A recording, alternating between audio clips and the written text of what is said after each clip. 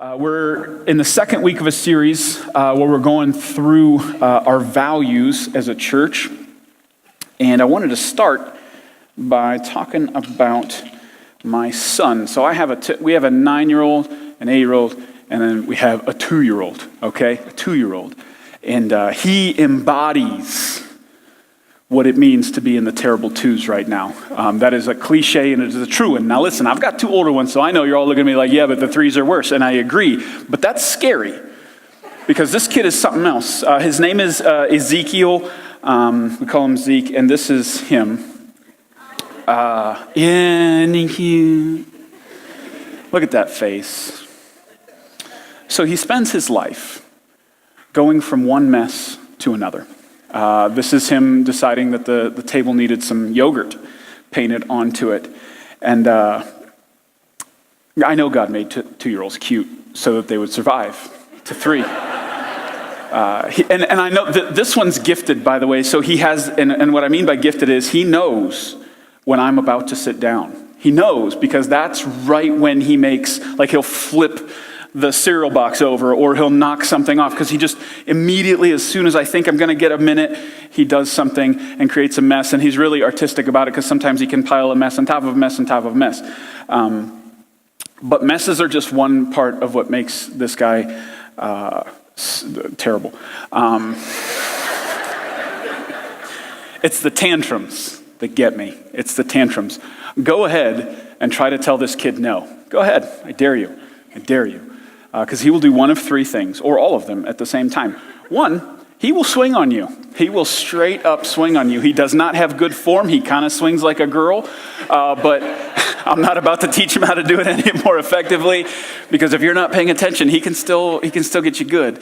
The second thing he will do is he will throw himself on the floor and start screaming, which I kind of think is a punishment in and of itself, because he throws himself down really hard, and it's tempting as a parent to laugh, and sometimes we do when he's not looking. And then the third thing that he does is he started doing this thing where he throws stuff, like a little Bobby Knight. He'll just swing a chair across the floor. But like when I tell him no, I'll like watch his eyes, and I can see he's like looking for something close to him. And then he'll walk over to it all calm, grab it, get an angry face, and then throw it. I'm like, you're so full of it, little kid. Like, for real. Like, it's for real. God made you cute for a reason. So when he goes terrible 2 tantrum on me, what do you think I'm tempted to do? Not when I'm being the right kind of parent. When we have those moments where we're a little more raw. What do you think I'm tempted to do? When his temperature goes up, what do you think happens to my temperature? When he yells, what do you think I'm tempted to do? When he throws something, who do you think I'm tempted to throw? He's little, I can toss him. It's really tempting to match him, right? It's really tempting to mirror him. And this is not just true of 2-year-olds, right? You don't have to have a 2-year-old for this to be true. This is actually true in almost all of our relationships. Have you ever noticed that you're tempted to kind of match the temperature that other people set? That you're tempted to kind of treat them the way they've treated you? That's actually seems like you're almost instinctively drawn to it. When your spouse snaps at you, you kind of want to snap back. When you walk into work on a Monday morning, and everybody's kind of down and everybody's kind of mopey, you're tempted to go down and go mopey as well. When you walk into the break room and everybody's gossiping and talking about all that slimy stuff, you're tempted to join in too. When you're driving down the highway and that idiot tells you you're number 1, you're tempted to say, no, sir, you are number 1. You know what I'm saying? You're tempted to reflect the temperature that other people have put out there. You're tempted to match it, to mirror what they've done to you. And that's a lot of times not a good thing. That when you get put into a certain situation that has like a certain social temperature to it, you're tempted to match that temperature. You're tempted to match the energy that other people are putting off. You're tempted to mirror the attitude and the actions of the people you're surrounded by. A lot of times you don't want that. And if you go into those situations unprepared, you're going to act in a way that you're not proud of, that you're going to regret later, and that you know that God doesn't want you acting that way. So what can we do? How can we respond with situations like this? And by the way, situations like this happen all the time. You don't have to have one of these to be put in situations where you're tempted to match other people's energy, and it's not a good one. So how will you respond to the social temperature in a room? I want to look at a story of a woman who gets thrown into a situation where the temperature gets to like a dangerous level and she gets inserted into the situation. I want to see how she reacts and what we can learn from her in this situation. It's the story's found in 1 Samuel chapter 25, we'll start in verse 1. When David moved to the wilderness of Maon, there was a wealthy man from Maon who owned property near the town of Carmel. He had 3,000 sheep and 1,000 goats. You're supposed to be impressed with that. And it was sheep shearing time. This man's name was Nabal, and his wife, Abigail, was a sensible and beautiful woman, but Nabal was a descendant of Caleb, who was crude and mean in all his dealings. So we have three main characters in this story, right? You got King David. He's not king yet, but everybody knows David, right? This is the giant slaying, psalm writing. He's future king here of Israel at this point. And then we have this guy named Nabal, who right out the gate, he's painted in a negative light, right? He's crude and mean. And then we have Nabal's wife, Abigail, who gets painted in a positive light. She is sensible and beautiful. So Nabal married way up, right? Like most of us in this room. You're supposed to say, yeah, amen, amen, amen. Okay. No, the women were not supposed to say amen. The men were supposed to say amen. Okay. Never mind. You guys are ruining it. David, Nabal, Abigail. Three main characters in this story. So here's what happens. Nope. Here's what happens. When David heard that Nabal was shearing his sheep, he sent 10 of his young men to Carmel with this message for Nabal. Peace and prosperity to you, your family, and everything you own. That's a little over the top, but okay. I'm told that it's sheep shearing time. While your shepherds stayed among us near Carmel, we never harmed them, and nothing was ever stolen from them. So it's sheep shearing time, and if you're just reading this with no cultural background at all, you're like, who cares? Okay, so they're going to cut the wool off these sheep. What does this even mean? But for this culture and this time, sheep shearing time was a big deal. For an estate this big, 3,000 sheep and 1,000 goats, there was a lot of people who relied on almost like the economy of this one man's wealth, Nabal's wealth. So when it was sheep shearing time, it was almost like profit sharing time. Like it was a time of celebration and feasting, and everybody kind of got a piece of the fruits of all of our labor together. So that's what sheep shearing time means. That's why it's significant, and that's why David has sent these men to talk to Nabal. And they start this speech. So David says, here, tell him that while his shepherds were near us, we didn't harm them and we didn't steal from them. And at first when you read that, you're like, gold star for you? Like, I don't know. Like, you didn't hurt anybody or steal anything. What are you, like a 2-year-old, right? But he's actually kind of saying more than that here. Remember, back then they didn't have built-in like police or social structures to and keep the law and the order.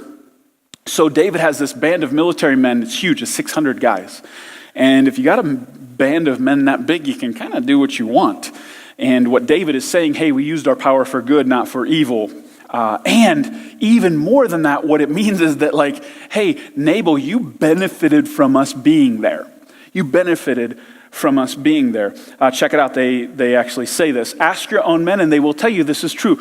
So would you be so kind to us to have, since we have come at a time of celebration, please share in your provisions you might have on hand with us and your friend David. Your friend is your friend. David's young men gave this message to Nabal in David's name, and then they waited for a reply. So basically what they're saying is, hey, you have 3,000 sheep and 1,000 goats because we were there. If we hadn't been there, you wouldn't have as many. Because we actually, David's presence, all the men David had actually kind of built a shield around what you had. No raiders, no bandits were going to come in and mess with your stuff because they would have had to go through us first. You're welcome. Can you share with us in this time? How about some reciprocity here? We helped you, you help us. Just so you know, this is a reasonable request. During that culture, during that time, this is a reasonable request. So here is how our boy Nabal, you can probably guess based on how he's painted in the beginning of the story, how he's going to respond. Not, well, who is this fellow David? Nabal sneered to the young men. Who does this son of Jesse think he is?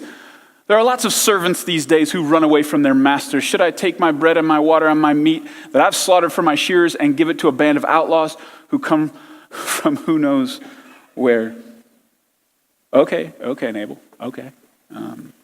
First observation, he knows who David is, which makes this even dumber, right? He knows who David is. You know who David is. You're going to talk to David like this?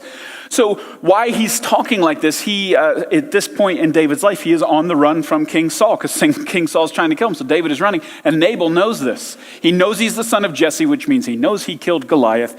He knows all this. He knows that David has killed his 10,000s, and he's still mouthing off to David like this because, he ran away from his master Saul. Basically, this is just a spitting in David's face, saying, you know what? I don't care what you've done for my men. I don't care how many of my resources you have protected. Nah, you're good. Not helping you. No. Shots fired, right? So this is the temperature of the situation just got raised, right? Nabal just said no. He just spit in his face. He just set a temperature in the social interaction. So how's David going to respond? Usually the hero in these stories. Here's how David responds. So David's young men returned and told him what Nabal had said. Get your swords, was David's reply as he strapped on his own. Then 400 men started off with David and 200 remained behind to guard their equipment. So he does, as they're telling him what Nabal said, he's looking around for his sword. He's like, all right, boy, you guys ready? Let's go do this thing. And they were just going to go, you're going to spit in my face, Nabal. I'm going to cut your face off. That's how this is going to go. He matched, Nabal sets a temperature, so David just jumps right in and maybe even raises it a little bit here, you're going to mouth off? Well, I'm going to kill you. So he just jumps into the temperature of the situation, and it doesn't sound like it's going to end well at this point, right? If you look at this, you have on one side an arrogant, greedy, ungrateful, rich guy, and on the other side you have an angry, slighted killer. This does not seem like it's going to end well. Except for our third character in this story. Verse 14, meanwhile, one of Nabal's servants went to Abigail and told her, David sent messengers from the wilderness to greet our master, but he screamed insults at them. These men have been very good to us, and we never suffered any harm from them. Nothing was stolen from us the whole time they were with us. In fact, day and night, they were like a wall of protection to us and the sheep. You need to know this and figure out what to do, for there is going to be trouble for our master and his whole family. He is so ill-tempered that no one can even talk to him. Does anybody know anybody like that? So now Abigail gets inserted into the situation. The situation that's already reached a boiling point, right? She's getting inserted into a very hot, explosive situation. It would be very easy for Abigail to just match this, right? She could side with her husband and say, David ain't getting any of our stuff. We work hard for this stuff. No, she could side with her husband. She could also side with David and maybe just be like, yeah, my husband's a moron. You know what? Have at it. Do your thing if you want. She could absolutely either make the situation worse or not do anything and just kind of let it play out, right? She could definitely get sucked into the temperature of the situation. Here's what she does. Abigail wasted no time. She quickly gathered 200 loaves of bread, 2 wineskins full of wine, 5 sheep that had been slaughtered, nearly a bushel of roasted grain, 100 clusters of raisins, 200 fig cakes. She packed them on donkeys and said to her servants, go on ahead, I will follow you shortly. But she didn't tell her husband Nabal what she was doing. So she's getting supplies ready. You can kind of tell where she's going with this. As she was riding her donkey into a mountain ravine, she saw that David and his men coming towards her. David had just been saying, so just imagine this, she's riding her donkey through this ravine and the noise is kind of echoing through the whole place. And as she's getting closer, she hears this. A lot of good it did to help this fellow. We protected his flocks in the wilderness, and nothing he owned was lost or stolen, but he has repaid me evil for good. May God strike me and kill me if even one man in his household is still alive tomorrow morning. So if you're wondering, has David calmed down? No, he has not calmed down. Matter of fact, he seems to be getting worse. He's one of those guys who kind of broods on his anger and turns it over in his mind, and he's allowed himself to even get hotter if that's possible. So Abigail's riding up to a dude who's way up here. He is furious. His hand is on his sword, and he cannot wait to get to this guy. Here's what she does. When Abigail saw David, she quickly got off her donkey and bowed low before him. She fell at his feet and said, I accept all the blame in this matter, my lord.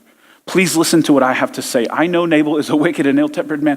Please don't pay any attention to him. He is a fool, just as his name suggests, but I never even saw the men you sent, the young men you sent.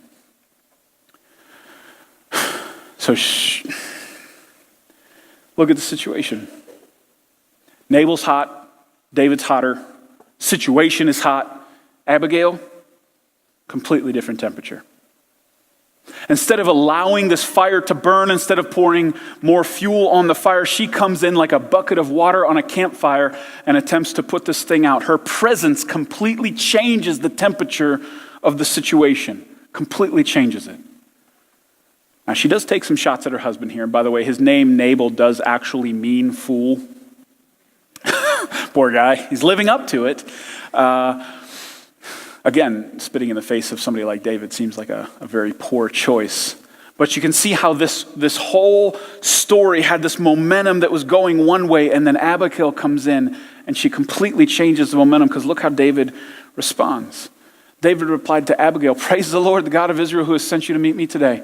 Thank God for your good sense. Bless you for keeping me from murder and from carrying out vengeance with my hands. For I swear by the Lord, the God of Israel, who has kept me from hurting you, that if you had not hurried out to meet me, not one of Nabal's men would be alive tomorrow morning." Then David accepted her present and told her, "Return home in peace. I have heard what you said. We will not kill your husband." Yay. You win. Or maybe that's not a good thing. I don't know.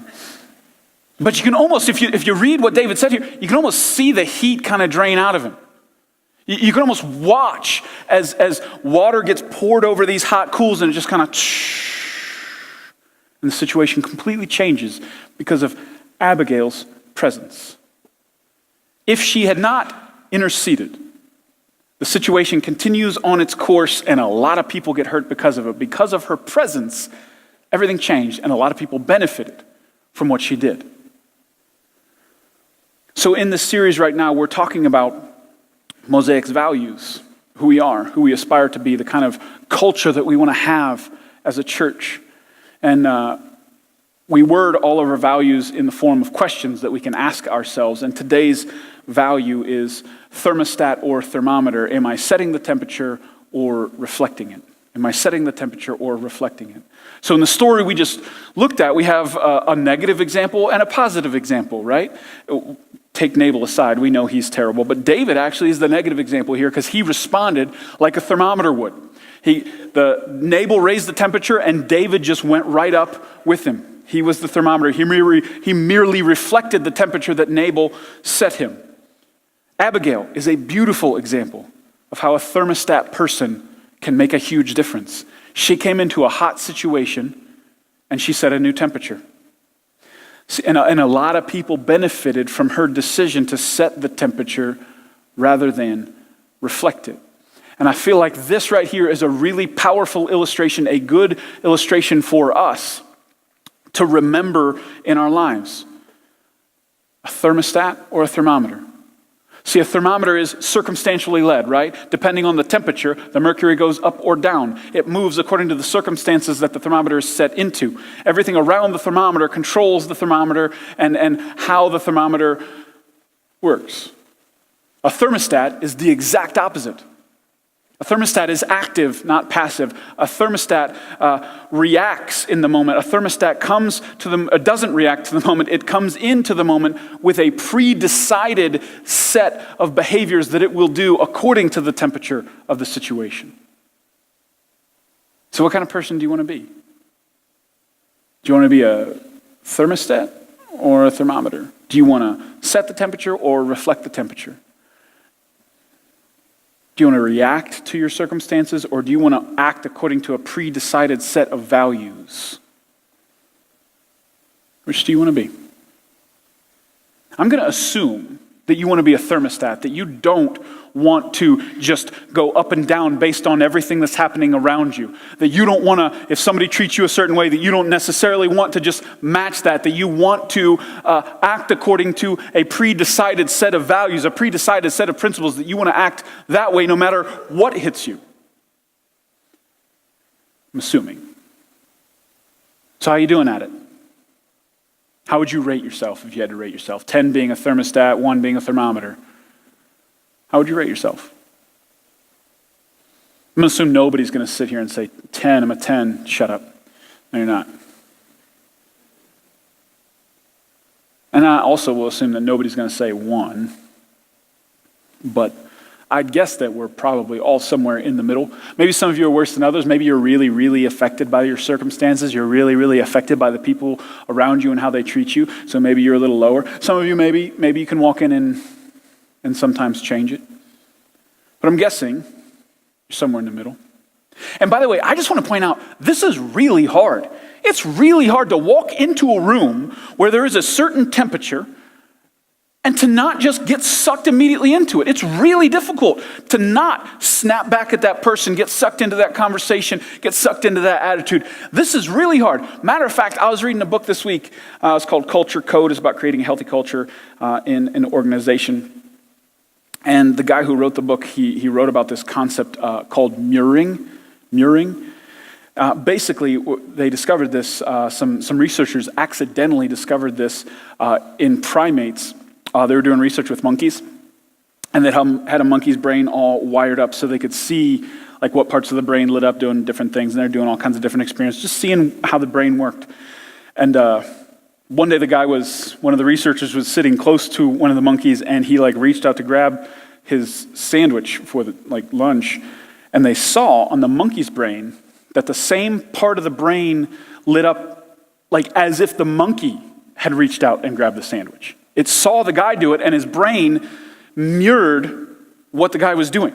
It mirrored it.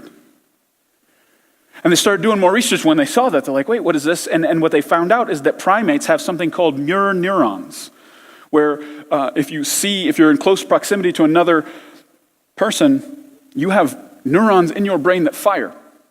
That when they do something, it's almost as if you feel it. That's why when you're watching and somebody riding a bike and they fall off their bike, you wince a little bit, right? That's why if you're watching YouTube and you're watching those piñata videos, you know guys what I'm talking about? And you do this, right? There's your mirror neurons are firing. That's why when you're in a restaurant and you hear somebody fighting, your adrenaline starts pumping a little bit because those mirror neurons are firing as if you are in the situation even though you're just a spectator. That's why being a thermostat is so hard. Because you're hardwired to be a thermometer. It's already built in. You're hardwired to match the temperature of your surroundings. You're hardwired to reflect what you see others doing. It's happening, which is why God said this in Romans 12:2. Don't copy the behavior and customs of this world, but let God transform you into a new person by changing the way you think. Then you will learn to know God's will for you, which is good and pleasing and perfect. So what this verse is saying is, hey, don't do the mirror thing. Don't come in and be a thermometer. Don't come in and just match what everybody else is doing. You're going to have to be different. But in order to do that, God's going to have to do something. God's going to have to do something here, and God's going to have to do something here for you to be a thermostat, for you to be able to walk into a situation and change the temperature of that situation. You're going to have to allow God to go to work here and here. And by the way, I don't think this is a one-time thing. Wouldn't it be nice if you got saved and boom, you just had it from there on out? That would be awesome, but I don't think that's the way it works. I think you need transformed on a daily basis, sometimes an hourly or a minute-by-minute basis. Before you can, think about how important this is. Before you can set the thermostat of your social interactions, you have to set the thermostat of your own soul. You ever thought about that? You can't just walk in and be a thermostat in a situation if you haven't done the work in here. You have to do this first. You're going to need a daily transformation. You can't set the temperature out here until you set the temperature in here. By the way, so David, I know he's the bad example in this story, but look what David writes in Psalm 42:5. This is one of the most important verses in the Bible. Look at the way he talks here. Why, my soul, are you downcast? Why are you so disturbed within me? Put your hope in God, for I will yet praise him, my Savior and my God. Who's he talking to there? Himself. He's going a little crazy, right? But he's giving his soul a pep talk, right? He's telling his soul what's up. He's actually telling his soul, hey, shut up. I got stuff to do today. We're not doing this right now. So he's actually having a conversation within himself because he knows that he can't change anything out here until he's changed something in here. So, I already asked you how you're doing when it comes to being a thermostat out here. How are you doing when it comes to being a thermostat in here? Do you allow your moods to dictate your behavior?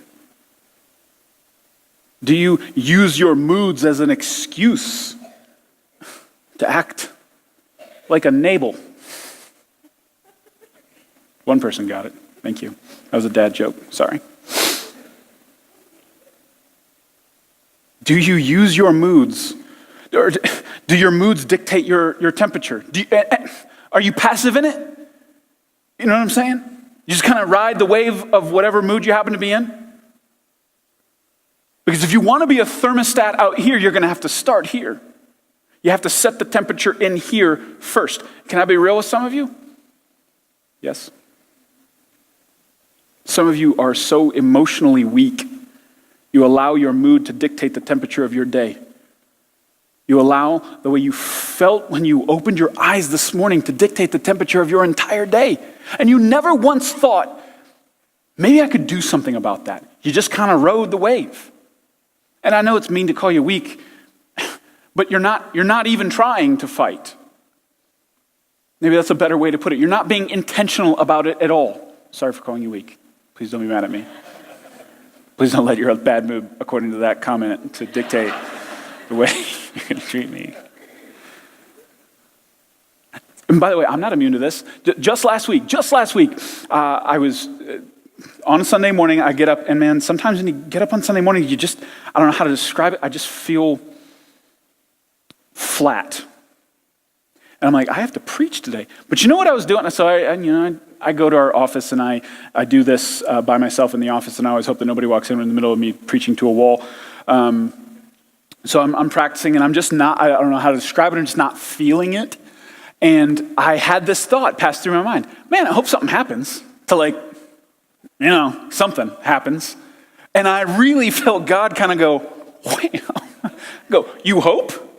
You're just going to let this one fly, huh? You're just going to kind of see what happens this morning? And I really felt this conviction, like, you're not going to do anything about this? You're just going to let your whatever's happening in here just happen, and you just kind of just see how it plays out? So when I got here, I went and got some earbuds, and I sat right back up there while they were rehearsing. Not because they're not good, but because they're doing work, okay? Just so you know, I needed to be like in my own little world, in my own little zone. And I fought with my own soul on a Sunday morning, saying, no, and I just retching on the thermostat, trying to turn the heat up to say, no, we're not doing it. You can't be cold today.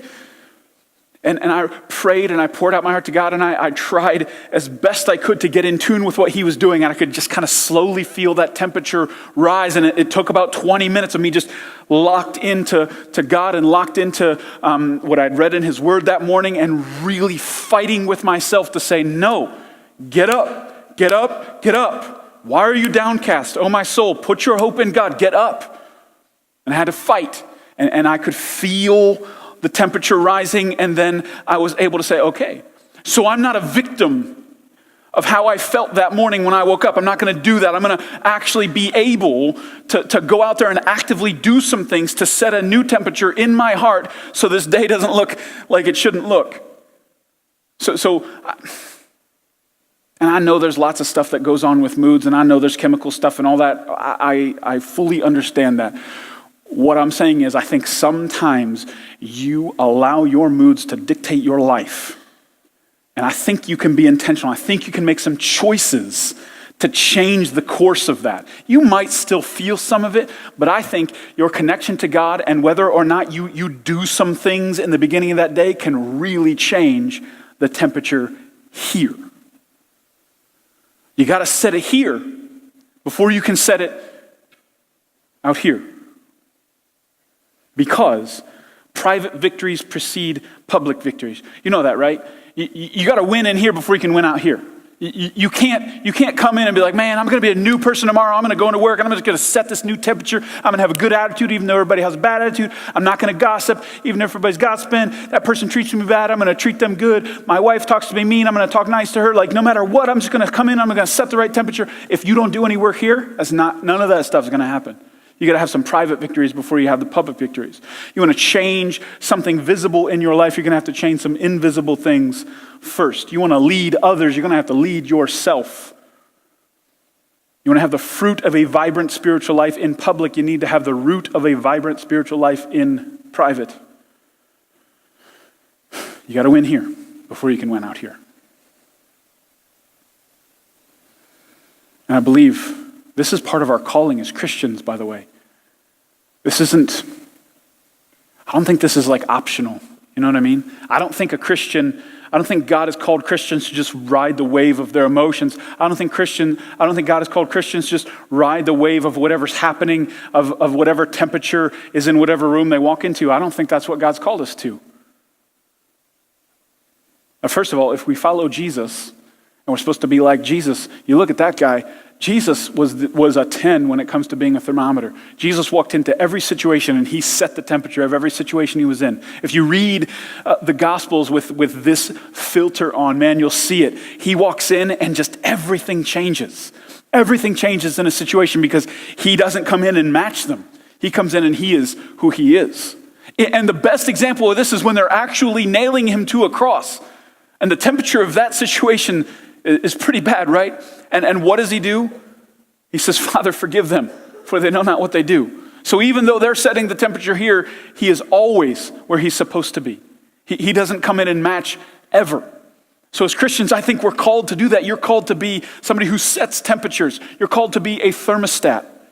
And even more than just him being an example, I think he commanded it. If you look in Matthew chapter 5, you are the salt of the earth. But what good is salt if it has lost its flavor? Can you make it salty again? It will be thrown out and trampled underfoot as worthless. You are the light of the world, like a city on a hilltop that cannot be hidden. No one lights a lamp and then puts it under a basket. Instead, a lamp is placed on a stand where it gives light to everyone in the house.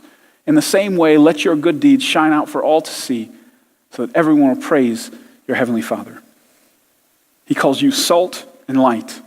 Two things that influence their surroundings, right? When salt shows up, things change. When light shows up, things change. Circumstances don't dictate to salt and light. Salt and light dictate to circumstances. It's the same kind of thing. They're thermostat type elements.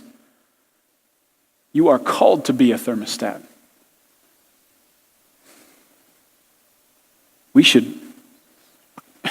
Christians should own the market on this. This should be something that we do. This should be a characteristic of who we are. That when we show up in a room, the room changes. That we're not intimidated by that room. Man, my son was dealing with this week. Not the little one. He sets his own temperature. He's good. The 2-year-old's really good at this. But my 8-year-old, man, he was struggling with some stuff at school, and it's really hard to give this advice too, because you know it's like to be an 8-year-old and to be in a situation where everybody's saying one thing and he's supposed to do something else. And I had to really encourage him, no, dude, you do what's right. But doing what's right is not the only thing you got to be brave enough to do. You also got to be brave enough to pay the consequences of what happens when you do the right thing and nobody else wanted you to. You're going to have to put up with the crap that they give you. And it's really hard to watch your son do that because when it's happening on the bus stop and you're bigger than all the kids out there, you kind of want to go out and flex on them a little bit, but you're not supposed to. I read that in the parenting book somewhere. So trying to hold back and coach him through this and say, dude, you got to be who God's called you to be, even when everybody else is saying something else. And when they give you crap for it, you just got to say, sorry you guys feel that way. And of course the 8-year-old can't do that. So the next day I went back out there and he was screaming at him. But at least he was screaming the right things this time. He was doing good. But I know how hard this is. It's hard for an 8-year-old. It's hard for a teenager. And it's hard for us. And the hardest thing, what I'm trying to do with my kid is I'm trying to teach him it's not self-confidence. It's confidence in God. It's confidence in who God created you to be. Like when you walk into a room and the whole wave of the room is going one way and God has called you to cut through that and go the other way, you got to be confident in who God's called you to be. You can't sit there and wonder, oh man, what are they going to think about me? You just have to do what God's called you to do. And that's what I told him. I said, Son, if God wants you to do that and he is proud of you in that, does it matter what any of them think? No. Good. I know you at least know it here. Now work on it here. And we still do, don't we? You still have to know that when you're going to work and everybody's going one way and you're called to go the other way, you have to feel God's pleasure in that and know that it is worth more than anything anyone says about it. You have to feel that here, to fight for that, to remind yourself that if God's pleased with me, that's worth more than anything that anyone says. I know it's hard, but I really believe that God has called you to be a thermostat. I mean, do you realize how powerful of a mom you would be if you had a thermostat mentality? If you didn't let change you. If you came in and you set the temperature, that was your mentality. I'm going to set the temperature here. You realize how good of a husband you would be if you had a thermostat mentality. If you could come in and, it doesn't really matter how any of this happens. I'm gonna set the temperature. This is the temperature that God has called me to set. Do you realize how big of an impact at work you would have if you had a thermostat mentality? That you were going to come in, didn't matter where anybody else was, but you were going to set a certain temperature. Do you realize how big of a difference you'd make in all your relationships if you said, you know what, I'm going to be the person God's called me to be. I'm going to have the attitude God's called me to have. I'm going to act the way he's called me to act. It doesn't matter how everybody else is acting. I'm going to do this no matter what. Do you realize how much that would change everything? I believe God has called you to be a thermostat in your sphere of influence. You're supposed to be Abigail. You're supposed to change things for the better because of your presence. And it's not just you, by the way, it's us. We're supposed to be a thermostat church. And Jesus gave us the mission to see the lost, broken, and skeptical find new life in Christ. The lost, broken, and skeptical are a tough crowd. We have to be a thermostat church to be able to reach them. We have to be able to love people even though they might not reciprocate. We have to be able to have conversations with people who may not even really want to have conversations, but have the skill and the grace to have those conversations. We have to be a church that knows if we want to reach people that no one else is reaching, we have to do things that no one else is doing, which is both hard because it's just hard to do, and it's hard because everybody's going to look at us and go, pfft, because they're uncomfortable with the fact that we're willing to do it. But we got to be okay with that because we're going to set the temperature, not reflect the temperature.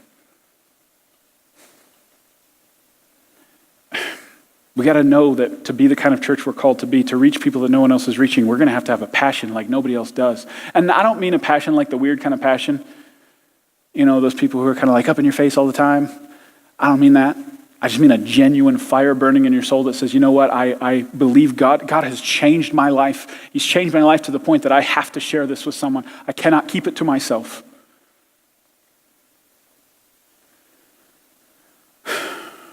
The kind of church that knows if we want to reach people that no one else is reaching, we have to sacrifice like no one else is sacrificing. We're going to have to pay a price to do this that maybe other people aren't willing to pay. But if we want to see those results, we have to do it. The kind of church that knows if we're going to reach people no one else is reaching, we need to build a community, not just a crowd. We're going to have to actually be interconnected. We're going to actually have to have a family feel. Even as we grow bigger, we're going to have to continue to dig into those deeper relationships and be intentional with that. We are called to share the truth of Jesus with every person that we can. Because we believe that a relationship with Jesus is not just eternity changing, but life changing. We're not just focused on the life after this one, we're focused on this one because this is all we got right now, and we're going to share it with as many people as possible. So which are you? Are you a thermostat or a thermometer? Are you reflecting temperature or are you setting it? I encourage you to ask God to help you both have the right temperature here every single day to lock into that, and to have the braveness and the boldness to say, you know what, I care more about what God says about me than what anybody else says about me. Both those things, that you do your homework and set the temperature here, and that in the moment you will value more the smile of God than all these other people and what they would say about you.